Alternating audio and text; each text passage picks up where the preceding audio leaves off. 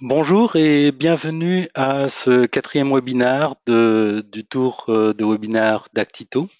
Aujourd'hui, nous allons parler de l'organisation et du pilotage de projets en marketing automation.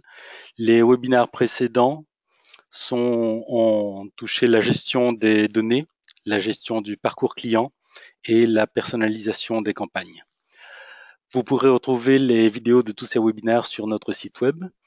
Je me présente, je suis Alain Dress, je suis à la tête de l'équipe produit d'Actito. Et Actito, c'est une société de marketing automation qui a 16 ans, aujourd'hui 200 clients, et qui, dès le début, dès le premier jour, s'est focalisé sur l'agilité et la version cloud. Donc les différentes versions étaient disponibles tout de suite pour tous les clients. Nous sommes présents essentiellement en France, en Belgique et aux Pays-Bas. Et ce qui fait vraiment notre particularité, c'est qu'on ne se limite pas à la puissance de notre outil. On veut que cette puissance soit facilement accessible et on accompagne nos clients dans la mise en place de leur projet de marketing automation. Alors, le projet de marketing automation, c'est ce dont nous allons parler aujourd'hui.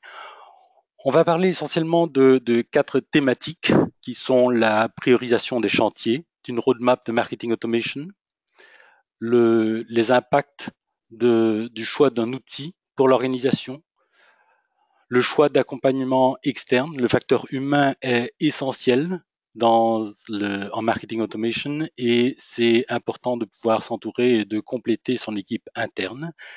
Et finalement, on va aborder une approche de développement de projets en mode agile. Ces quatre thématiques vont mettre en contexte, mettre en perspective les 10 conseils pour des projets efficaces qu'on va revoir, parcourir à la fin de ce webinaire et que vous pouvez télécharger dans une brochure PDF. Elle est disponible dans les handouts de ce webinaire. Alors, commençons tout de suite par la priorisation des chantiers en marketing automation. Alors, ce que nous préconisons, c'est une approche simple, pragmatique. Les chantiers seront relatifs à un objectif global en marketing automation qui permet de définir ses programmes marketing, ses ambitions, etc. Mais ce qui permet de les prioriser, c'est essentiellement deux critères. C'est les revenus et les coûts. Et si on les place dans une matrice comme ça, deux par deux, il est impératif de commencer par le cadran en haut à droite. Le cadran en haut à droite, où on peut tout de suite avoir un retour immédiat, réel, à faible coût. C'est important pour démontrer rapidement la valeur du projet et pour enclencher une dynamique autour de sa roadmap de marketing automation. Après cette amorce, on poursuit avec des projets qui ont un ROI équivalent ou plus élevé, qui tombent dans les cadrans 2 ou les cadrans 3, donc des revenus plus importants mais avec des coûts plus importants, ou des revenus plus faibles mais avec des coûts également plus faibles. Les projets dans le cadran 4, qui sont des revenus faibles et des coûts plus importants, les améliorations à la marge, évidemment, on les fait que quand on a clôturé tous les autres chantiers. Alors, c'est une approche simple, mais il ne faut pas pour autant tomber dans le simplisme. Au niveau des revenus, il faut bien prendre en compte les revenus présents et les revenus futurs. Il faut prendre en compte l'ensemble des revenus qu'on espère tirer des actions de marketing en mettant un accent sur le risque essentiel. Il faut mesurer ce risque pour être sûr qu'on ne tombe pas du cadran 1 au cadran 3 ou du cadran 2 au cadran 4. Au niveau des coûts également, il faut éviter le simplisme. Dans les coûts, on a bien sûr les coûts directs, les coûts de mise en place d'une campagne, les coûts de gestion de l'outil, les coûts de l'équipe, mais aussi les coûts indirects, internes ou externes, les coûts d'accompagnement, les coûts d'extraction, de gestion des données, les coûts de production du contenu qu'on va utiliser dans les opérations de marketing, prendre en compte le temps d'implémentation, le temps de mise en œuvre. On a un certain nombre de clients qui commençaient et qui avaient un projet qui était, enfin, un des chantiers qui avait un revenu escompté élevé, des coûts relativement faibles et qui comptait sur une extraction automatique de données dont ils disposaient. Mais l'extraction de ces données n'était pas aussi simple que prévu, ce qui a engendré un retard d'implémentation, ce qui a engendré un coût plus important parce qu'on a commencé avec des données qui étaient extraites à la main. Il faut vraiment faire attention à l'ensemble des coûts et bien prendre en compte tous les risques, tant au niveau des revenus qu'au niveau des coûts. Une fois qu'on a priorisé ces chantiers, il faut s'assurer qu'on a le bon environnement pour mettre en place ces actions de marketing automation. Alors, ça comprend le choix d'un outil, d'abord. Le choix d'un outil, ce que nous préconisons, c'est aussi quelque chose de relativement simple dans le principe et assez facile à comprendre et à mettre en œuvre. Le choix d'un outil, c'est essentiellement l'équilibrage entre les fonctionnalités utiles et la facilité d'utilisation. Alors les fonctionnalités, on sait tous que c'est extraordinaire de pouvoir avoir un ciblage précis, une segmentation fine, de pouvoir personnaliser convenablement, d'être hautement flexible dans la gestion des campagnes, d'automatiser autant que possible ce qu'on veut, c'est évident. Mais il faut que ces fonctionnalités soient vraiment utiles pour votre objectif défini a priori. C'est inutile d'avoir 50 segments si vous n'avez pas un message percutant pour chacun des segments, si vous n'avez pas un contenu percutant pour chacun des segments. Donc il faut choisir les fonctionnalités utiles dans votre perspective, avoir la possibilité d'augmenter rapidement ces fonctionnalités, d'acquérir plus de modules, d'utiliser plus de fonctionnalités que propose l'outil. Et en rapport à ça, il est important de voir la facilité d'utilisation. Ces fonctionnalités, même si elles sont utiles en soi, s'il est difficile de les mettre en œuvre, elles perdent leur impact. Alors, la facilité d'utilisation, c'est plusieurs choses. C'est évidemment la facilité d'utilisation de l'outil, l'ergonomie de l'outil en général, c'est capital. Mais c'est aussi la possibilité de faire, en fait, les opérations les plus courantes simplement. Et les opérations les plus courantes dépendent des profils des utilisateurs.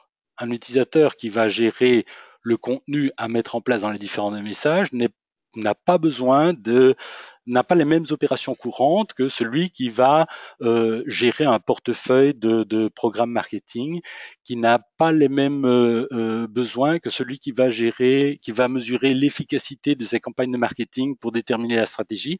Bref, il faut que pour chaque profil d'utilisateur, il soit facile de faire les opérations les plus courantes. Il faut aussi qu'il soit facile d'adapter l'outil en fonction des besoins qui évoluent et de tester différentes approches. On y reviendra après. Dans cette facilité d'utilisation, évidemment, intervient les compétences, le niveau de compétences en interne pour l'outil. Niveau des compétences au niveau technique, au niveau des processus, au niveau de la connaissance du client et au niveau du design, de la communication, de la création des messages. Alors, cette évaluation des compétences en interne nous amène très naturellement au troisième point, qui est la gestion de l'accompagnement externe. Alors, l'accompagnement externe, c'est un point essentiel au niveau du facteur humain, qui est très important pour la gestion de projets en marketing automation. L'accompagnement externe, ça commence par un diagnostic des compétences en interne, suivant différentes dimensions. La dimension métier et la dimension technique. Une campagne de marketing automation va requérir l'extraction de données, va requérir des informations sur les clients pour pouvoir cibler, pour pouvoir personnaliser. Et il faut les deux volets. Diagnostic aussi en termes de stratégie, en termes de mise en œuvre et en termes de gestion des campagnes au jour le jour. Et quand on parle de compétences, il ne s'agit pas simplement de voir les compétences intrinsèques de ceux qui vont mener les campagnes, mener le programme, mettre en place la roadmap de marketing automation. Il faut penser à la disponibilité de ces compétences, particulièrement au moment des pics d'activité.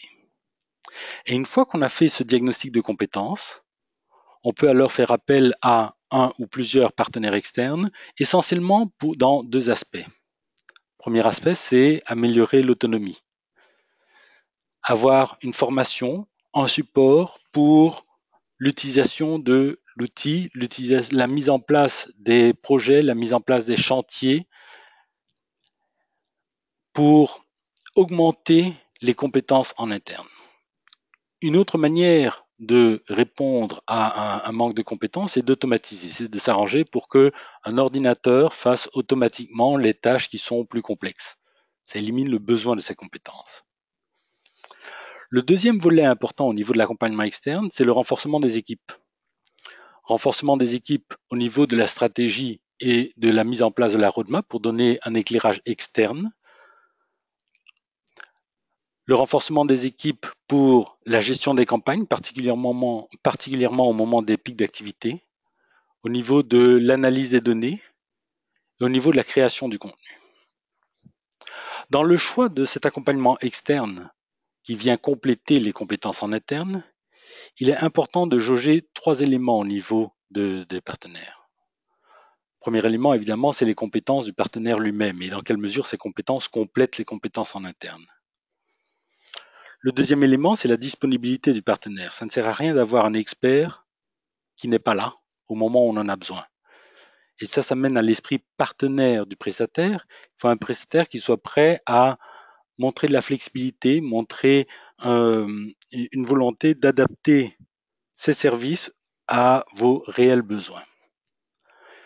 Finalement, un dernier aspect qu'il faut vraiment prendre en compte dans le choix des prestataires, c'est ne pas sous-estimer le coût de la coordination entre les différents prestataires.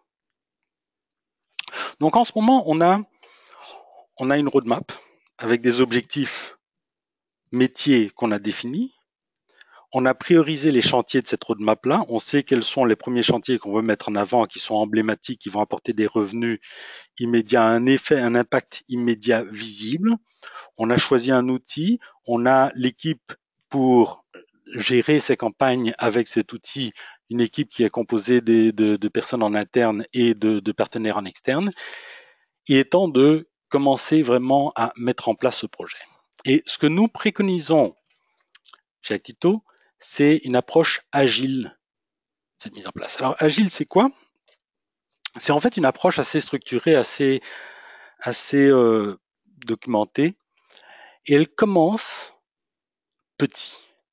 On voit loin, on a un objectif qu'on veut atteindre, et on commence petit, on lotit, on prend les chantiers, on le découpe en morceaux. Et une fois qu'on a loti, on relotit, on redécoupe, pour arriver vraiment au premier pas, le pas le plus simple possible, qui donne un résultat tangible.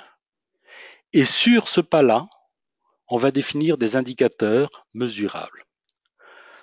J'ai illustré cette approche avec un client qu'on a. Un client, c'était une chaîne de boucherie. Une chaîne de boucherie, et dans l'ensemble, dans sa roadmap marketing, elle avait une initiative particulière qui était de réactiver des clients dormants.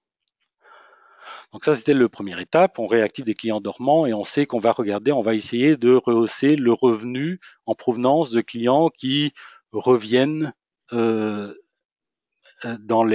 reviennent à partir du début de la campagne. L'idée ici, c'est de lotir et de descendre encore plus petit. Ils se sont focalisés sur les retours en magasin et pas sur la rehausse de revenus de clients qui finissaient par acheter très peu. Et sur le retour en magasin, on a loti encore plus. On va regarder les clients qui sont venus dans les 3 derniers mois, mais qui ne sont pas venus dans le dernier mois. Donc vraiment les clients qui sont relativement récents, relativement actifs, qui se souviennent encore de la marque, Et pour cela, les indicateurs sont assez faciles à mettre en place. On va regarder le nombre de nouvelles visites et les dépenses moyennes pour ces nouvelles visites. Résultat immédiat, tangible, ils étaient partis, ils sont revenus et on sait combien ils amènent. À partir du moment où on a défini ça, on peut commencer à tester. Alors, quand on a une étape vraiment restreinte, vraiment bien définie, avec des indicateurs clairs, il n'est pas compliqué d'imaginer un test facile qui permette une grande variété de tests. Donc, ici, ce qu'ils ont fait pour les tests, c'est des tests à outrance. Ils ont choisi 1 ou 2 magasins en ville, 1 ou 2 magasins en périphérie de ville et 1 ou 2 magasins en campagne. Et ils ont commencé à envoyer des messages à ces clients dormants. Et sur ces messages, ils ont essayé toutes les variantes possibles en regardant est-ce qu'on envoie de l'information sur les produits qu'on veut vendre ou est-ce qu'on donne des réductions. Quand on donne une réduction, est-ce qu'on fait une réduction en rajoutant des points de fidélité ou est-ce qu'on fait une réduction en pourcentage des ventes ou est-ce qu'on fait une réduction en valeur absolue à partir d'un certain niveau d'achat. Et ils ont varié les sujets, ils ont varié les contenus des emails, ils ont varié les dispositions des images, ils ont varié les canaux envoyés, est-ce qu'on envoie un SMS, est-ce qu'on envoie un email. Bref, ils ont vraiment testé à outrance, toujours en mesurant sur une cible restreinte les 5-6 magasins du départ en mesurant le nombre de clients qui revenaient et le revenu moyen par client. Donc, quand on met en place les tests et qu'on teste les différentes variantes, c'est important de mesurer. Et quand on mesure, il est essentiel d'évaluer sans complaisance. On a des objectifs clairs, des indicateurs non ambigus qui ont été définis au moment de l'amorce. Et vraiment très important, on garde l'esprit ouvert. Ce qui s'est passé avec cette chaîne de boucherie, c'est que ils cherchaient à réactiver des clients dormants et particulièrement en périphérie, ils se sont rendus compte qu'un certain nombre de ces clients dormants n'étaient pas des clients dormants. Ils ont vu que certains des clients ne revenaient pas, quels que soient les messages qu'on envoyait. Ils ont creusé un petit peu. Ils se sont rendus compte qu'il y avait une gamme de leurs clients qui étaient des clients barbecue. C'était des clients qui venaient acheter quand il faisait beau le week-end. Ce qui les a amenés à affiner leur projet, affiner les étapes et à envoyer spécifiquement des promotions barbecue dans les mercredis, jeudis, vendredis qui précédaient un week-end où il faisait beau. Donc ça a commencé avec un projet de réactivation de clients dormants qui a été découpé en petits morceaux où on s'est focalisé sur le retour de clients récents. Les tests avec les différents niveaux ont montré une différence entre les clients en périphérie, et les clients en ville. Mesurer, essayer de comprendre pourquoi on n'atteignait pas les objectifs a donné une autre piste, un autre volet d'impact et en affinant leur a permis d'avoir une nouvelle étape. Ce qui montre l'importance de cette gestion en mode agile sur des projets découpés, petits, répétés et répétés souvent, rapidement. C'est que les objectifs qu'on s'est fixés au départ restent. Ici, il s'agissait de rehausser le montant par client qui ne venait pas de manière régulière, mais a permis de découvrir d'autres manières de rehausser ce niveau qu'on n'aurait pas obtenu si on avait juste un grand plan de marketing qu'on lançait de A à Z, où on créait le contenu au départ et on mesurait juste le résultat sans se donner un contexte qui permet de réagir rapidement. Je vois que j'ai une question ici. Je répondrai à toutes les questions à la fin. On n'est pas très loin de la fin pour pouvoir regrouper tout. Mais n'hésitez pas quand même à poser les questions parce que je les vois au fur et à mesure. Donc ici, le projet Agile permet d'itérer et permet d'évoluer vers l'objectif final. Et cette approche nous permet de mettre en contexte les 10 conseils que vous trouverez dans le document attaché. Et j'aimerais prendre le temps de revenir sur chacun de ces points pour mettre l'emphase sur ces 10 points qu'on pense vraiment essentiels. Le premier point, c'est d'aborder le projet sous l'ensemble de ses dimensions. J'ai parlé au début au niveau des revenus, au niveau des coûts, de bien prendre en compte les revenus présents et futurs, de bien prendre en compte le coût total, tant les coûts directs que les coûts indirects, tant les coûts internes que les coûts externes, tant le coût indéniable en euros, mais aussi la complexité et le temps de mise en œuvre. Le deuxième point, c'est de prioriser sa roadmap. Quand on met en place un programme marketing, une roadmap, c'est important de créer un élan tant au niveau des clients qu'au niveau interne de l'équipe. Donc d'avoir des résultats tangibles, rapides, et donc de bien identifier quels sont les points essentiels, qu'est-ce qui va enclencher la machine.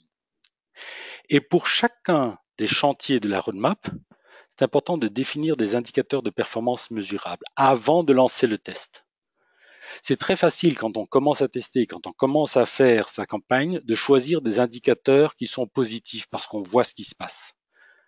C'est beaucoup plus utile, ça apporte beaucoup plus de insights, je ne sais pas très bien comment on dit ça en français, beaucoup plus quand on a défini les indicateurs de performance au préalable et qu'on peut mesurer sans complaisance. Le quatrième conseil, c'est que lors du calcul des coûts, il faut absolument prendre en compte un coût total. Pas simplement le coût direct de l'achat des outils, pas simplement le coût des envois des SMS, mais bien prendre en compte le coût de la création du contenu pour envoyer ceci, le coût de réflexion des différentes campagnes qu'on veut mettre en œuvre. le coût de gestion de la coordination entre les partenaires externes qu'on a. Et mener une évaluation précise du niveau de compétence interne pour s'assurer qu'on peut faire augmenter cette compétence au bon moment, qu'on peut choisir les projets d'automatisation qui vont permettre de combler des manquements au niveau des compétences, qu'on pourra choisir efficacement les partenaires externes sur lesquels on va revenir après. Notre sixième conseil, c'est de privilégier une méthode agile. Ne pas imaginer qu'on va pouvoir définir dès le début un parcours complet, une roadmap, et l'exécuter au fur et à mesure. C'est beaucoup plus percutant d'avoir des petites étapes sur lesquelles on peut vraiment tester les différents paramètres, voir les résultats, évoluer, découvrir des choses et réadapter au fur et à mesure. Le septième conseil sur lequel je pense avoir beaucoup insisté et j'insisterai encore plus en ce moment, c'est de démarrer le plus vite possible des cas d'usage emblématiques pour garder, pour enclencher une dynamique en interne et en externe. Et finalement, le marketing automation, c'est complexe. C'est complexe, ça fait intervenir de la technologie pas simple, ça fait intervenir des facteurs humains qui ne sont pas simples non plus. Alors, il faut favoriser la simplicité dans la mise en place de sa roadmap. Il faut favoriser la simplicité dans ce qu'on va mesurer, dans ce qu'on va mettre en œuvre, de ce qu'on va essayer pour pouvoir apprendre rapidement, facilement.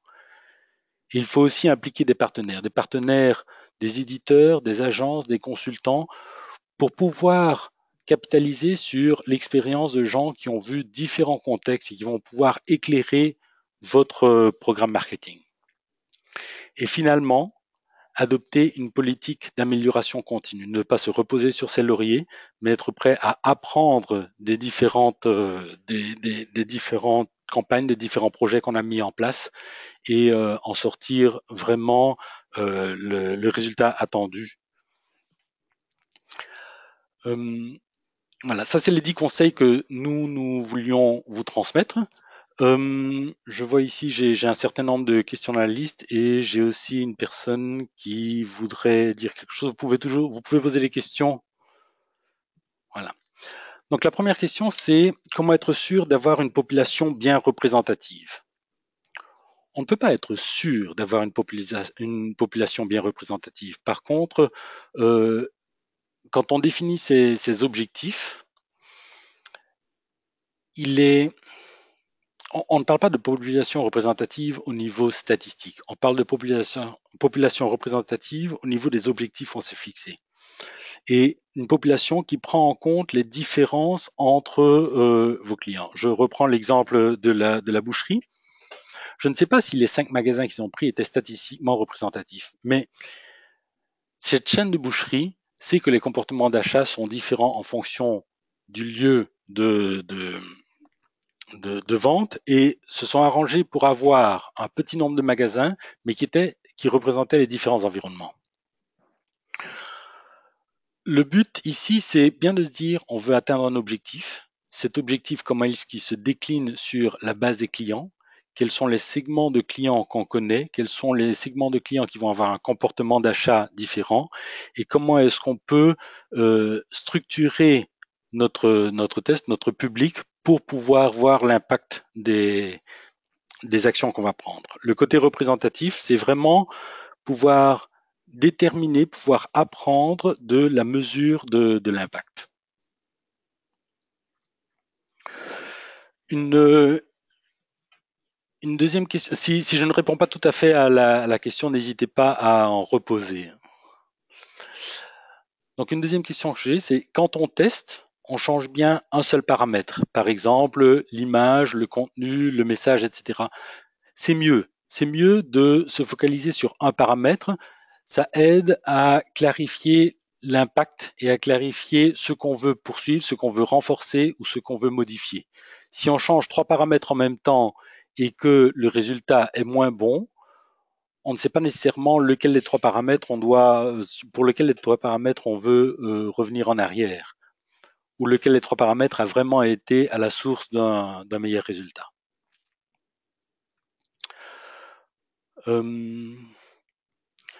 Une autre question, c'est partager un exemple de roadmap. Est-ce qu'il y a intérêt d'utiliser le marketing automation quand on n'a pas de segmentation client, connaissance de client insuffisante? Alors, un exemple de roadmap, il y en a plusieurs, mais je dirais qu'une bonne roadmap doit se focaliser sur les différents, comment dire, il y a certains canevas clairs, il y a certains domaines clairs. Un domaine clair, c'est la réactivation de clients dormants. Un autre domaine clair, c'est identifier apprendre de ses clients, apprendre à connaître leurs appétences pour des gammes de produits, pour des catégories de produits, pour des types de services, pour pouvoir alimenter sa base de données et alimenter des opérations de marketing par la suite. Je dirais dans une roadmap, si on ne connaît pas bien sa base de clients, le premier objectif, ça doit être de la connaître. Ça doit être de voir comment est-ce qu'on peut amener ses clients à s'identifier, comment est-ce qu'on peut amener ses clients à dire ce qu'ils recherchent, à exprimer leurs besoins. Une fois qu'on a cette identification des besoins clients, l'étape après dans la roadmap, c'est d'utiliser ces besoins clients pour envoyer le message approprié, le bon message à la bonne personne au bon moment. Donc, se baser sur cette information-là pour envoyer les messages, choisir les canaux. Et donc, la deuxième partie de la roadmap, c'est vraiment pouvoir tester les messages, tester la réaction en fonction des appétences qu'on a identifiées au premier aspect. Et une fois qu'on a ça et qu'on a appris à mieux connaître ses clients, qu'on a appris à mieux gérer ses canaux de communication et le contenu des messages, à ce moment-là, on peut commencer à affiner et créer réellement un dialogue avec ses clients dans le cadre du parcours client, qui était le sujet d'un des séminaires qu'on a eu plus tôt, et pour utiliser au mieux la personnalisation des campagnes, qui était le webinaire qui a précédé tout juste celui-ci. Je pense que le choix d'une roadmap se base vraiment sur l'apprentissage du client pour l'amener, pour l'accompagner, pour accompagner le client dans son parcours. Est-ce qu'il y a intérêt à utiliser le marketing automation quand on n'a pas de segmentation client, connaissance client insuffisante? Je pense que j'ai partiellement répondu à ça. Marketing automation permet d'augmenter la connaissance du client quand on n'en a pas encore. Est-ce que ça répond à votre question?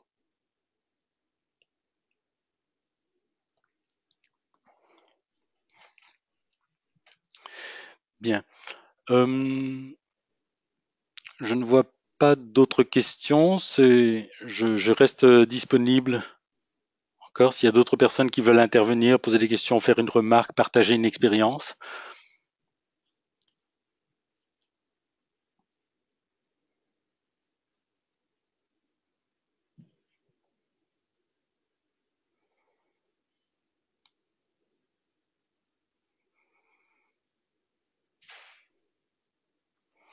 Bon.